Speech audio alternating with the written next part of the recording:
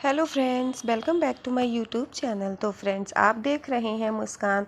और मुस्कान के आने वाले एपिसोड्स में आप देखेंगे कि मुस्कान अदालत में होती है और वहाँ कटघरे में खड़ी होती है।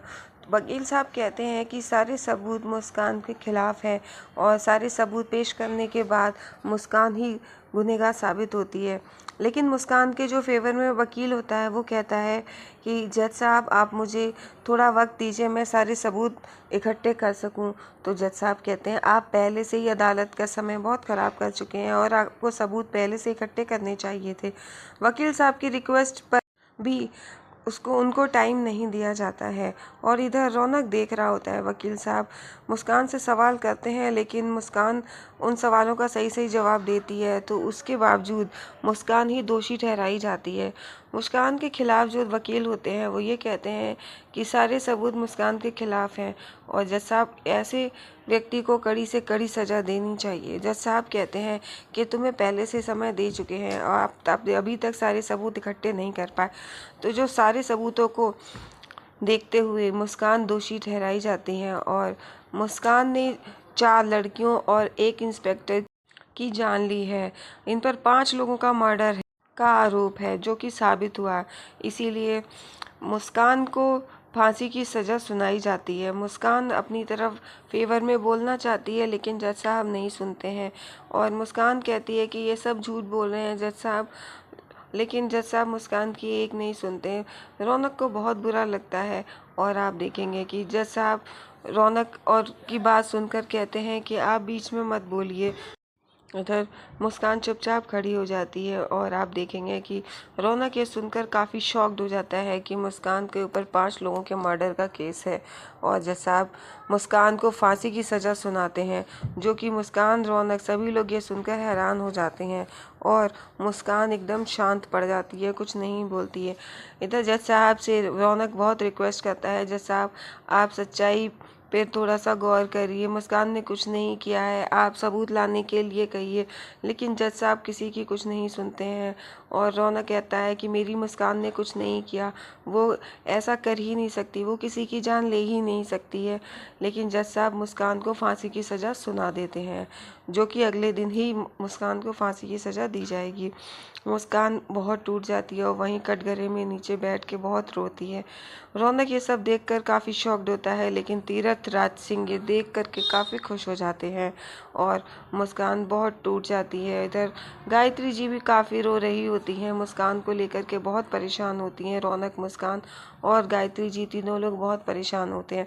इधर जो मुस्कान के अगेंस्ट वकील होते हैं वो बाहर निकल कर प्रेस को अपने बयान देते हैं। वो कहते हैं मुस्कान के पर 5 लोगों के मर्डर का केस है, जो कि साबित हो गया ये मर्डर मुस्कान ने ही किए हैं, इसीलिए इन्हें फांसी की सज़ा सुनाई गई है। और मुस्कान रौनक जी से बात करना चाहती है, लेकिन पुलिस वाले बात नहीं करने देते हैं। रौनक और मुस्कान को अलग कर देते हैं। मुस्कान बहुत चीखती है कि रौनक जी मुझे आपसे बात करनी है, लेकिन रौनक की मुस्कान से बात नहीं हो पाती है। हनुमान और रौनक दोनों लोग मुस्कान को देखते रह जाते हैं। रौनक बहुत रोता है और हनुमान कहता है कि भैया जी अभी रोने से काम नहीं चलेगा, कुछ करना पड़ेगा। और रौनक और हनुमंत दोनों लोग मुस्कान के लिए सबूत जुटाने में लग जाते हैं। इधर मुस्कान के सारे बैचेस निकाले जाते हैं उसकी वर्दी से और मुस्कान अपनी वो शपथ लेने वाला दिन याद करती है, कैसे उसने शपथ ली थी और मुस्कान ने उसकी हेल्प की थी।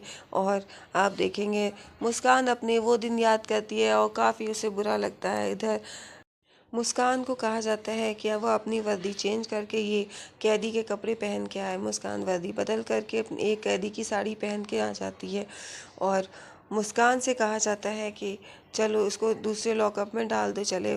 मुस्कान काफ़ी रिक्वेस्ट करती है कि उसको रौनक जी से बात करनी है, बहुत ज़रूरी है, लेकिन वहाँ पर जो जेलर होती है वो बात करने से मना करवा देती है। वो कहती तुम किसी से नहीं मिल सकती हो, किसी से बात नहीं कर सकती हो। मुस्कान रोती रहे, चीखती चिल्लाती, लेकिन कोई नहीं सुनता।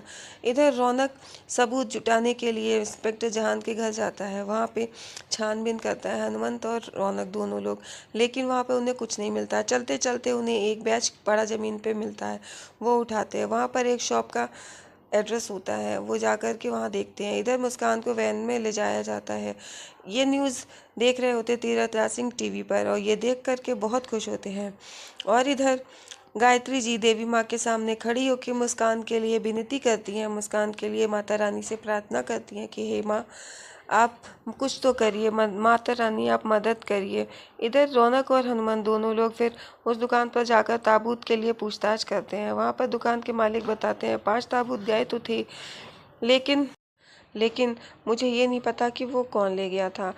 रौनक के पूछने के बाद भी दुकान के मालिक नहीं बताते हैं। फिर रौनक और हनुमंत वहाँ से जाने लगते हैं। दुकान के मालिक कहते हैं हमें इसके बारे में कुछ नहीं पता, और फिर रौनक सोचता है कि इनको नहीं पता होगा, और वो लोग जाने लगते हैं। इतने में वो पीछे मुड़ के देखता है कि दुकान के मालिक किसी से कुछ बात कर रहे होते हैं, और उसकी नज़र वहीं पे पड़ती है। इधर मुस्कान को फांसी के लिए ले जाया जाता है, और मुस्कान बहुत टूट गई होती है। वो फांसी का फंदा देख करके एकदम शांत हो जाती है, किसी से कुछ नहीं बोलती। तीरथ राज सिंह आ जाते हैं, और वो मुस्कान के पास आकर के बताते हैं कि तुम हमें जेल में डालना चाहती थी, और अब खुद देखो तुम्हें फांसी की सज़ा हो रही है। मुस्कान फिर भी कुछ नहीं बोलती। सर जी उसको बहुत सुनाते हैं। मुस्कान फांसी का फंदा देख रही होती है। वे सर जी उसको कह कर के पीछे हट जाते हैं, और जेलर साहिबा कहती हैं कि मुस्कान के चेहरे पर कपड़ा डालो, और फिर जो फांसी देने वाला जल्लाद होता है वो मुस्कान के चेहरे पर कपड़ा डालता है, और फांसी का फंदा मुस्कान के गले में डाल देता है। और फिर इधर जेलर टाइमिंग चेक कर रही होती हैं कि जैसे ही टाइमिंग होगी तुरंत वो जेलर वो डंडा डाल देगा। और इधर आप देखते हैं कि जेलर साहिबा के पास वहाँ पे वकील आते हैं, और जैसी वकील से वो बात करने लगती हैं कि वो जल्लाद वो डंडा डाल देता है, मुस्कान को फांसी लगती है। मुस्कान तुरंत ऊपर भगवान के पास अपनी माँ के पास पहुंच जाती है, और मुस्कान अपनी मम्मा से बात कर रही होती है। उसकी मम्मा कहती बेटा यहाँ तुम्हारी जगह नहीं है, तुम्हारी जगह नीचे रौनक जी के साथ है। तुम रौनक जी के साथ जियो और हमेशा उन्हीं के साथ रहना, खुश रहना। रौनक जी हमेशा तुम्हारी मदद करेंगे, तुम्हारा साथ देंगे। और मुस्कान बेटा तुम्हारी जगह यहाँ पर नहीं है, तुम्हारी जगह रौनक जी के साथ में है। मुस्कान अपनी मम्मा से मिलके बहुत खुश होती है। इधर आप देखेंगे तुरंत रौनक उसको पकड़ लेता है, मुस्कान को। वो लटक रही होती है, उसको जो जैसे ही ऊपर से उतारता है मुस्कान बेहोश हो जाती है। मुस्कान को वो होश में लाता है, वो बहुत रो रहा होता है, लेकिन मुस्कान को वो काफ़ी हिलाता डुलाता है तो मुस्कान को होश आ जाता है। और रौनक ये देखकर काफ़ी खुश हो जाता है कि मुस्कान को होश आ गया। मुस्कान रोने लगती है। इधर सर जी ये देखकर शॉक्ड होते हैं कि रौनक ने मुस्कान को बचा लिया। इधर रौनक मुस्कान के गले लग कर के बहुत रोता है। मुस्कान कहता है मैंने कहा था तुमसे कि मैं तुम्हारा साथ नहीं छोड़ूंगा, तुम्हें कुछ नहीं होने दूंगा। इधर जज साहब वहाँ पर आज खड़े होते हैं, और फिर वहाँ पर बताया जाता है कि असली गुनहगार ये नहीं है, कोई और है।